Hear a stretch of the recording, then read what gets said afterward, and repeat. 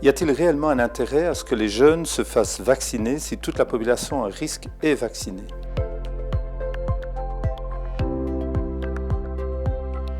Alors je crois qu'effectivement, il y a un grand intérêt à ce que les jeunes se fassent vacciner. Tout d'abord parce que l'ensemble de la population à risque ne sera jamais nécessairement tout à fait vaccinée. Donc il faut vraiment penser à ceux qui sont à risque et qui courent un danger. Et puis aussi parce que, de manière plus générale, même si le risque est moins sévère pour les jeunes, il y a également un certain risque auprès de la population jeune. Et donc il vaut mieux se prémunir également contre ce risque, notamment de Covid long.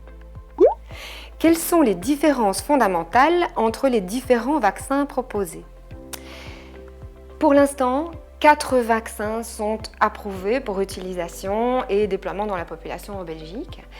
Les seules différences entre ces 4 vaccins, c'est le vecteur, l'espèce d'échafaudage qui permet en fait d'obtenir la présence de la protéine Spike dans les cellules du bras de la personne qui sera vaccinée. Dans le cas des vaccins à base d'ARN, c'est de l'ARN qui code pour cette protéine Spike qui sera synthétisée par nos cellules. Dans le cas des vaccins à base de vecteurs adénoviraux, ce sont les fameux vecteurs adénoviraux qui codent pour cette protéine Spike.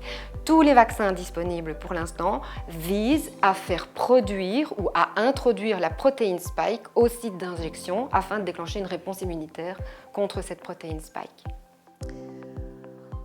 Pourquoi doit-on croire que le vaccin est sûr alors que l'on a entendu les experts changer d'avis concernant l'âge pour le vaccin Astra?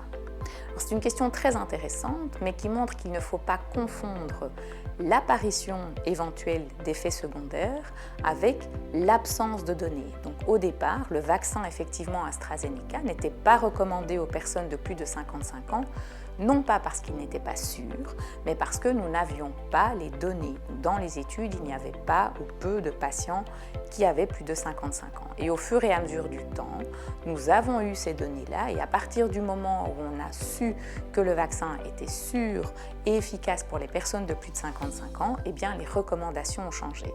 Il faut parfois juste à nouveau patienter et attendre d'avoir des données et c'est la raison pour laquelle certaines recommandations évoluent et changent au fur et à mesure du temps.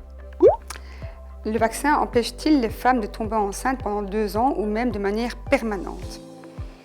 Alors c'est une question bien sûr qui perturbe pas mal de jeunes, qui les pousse à refuser la vaccination.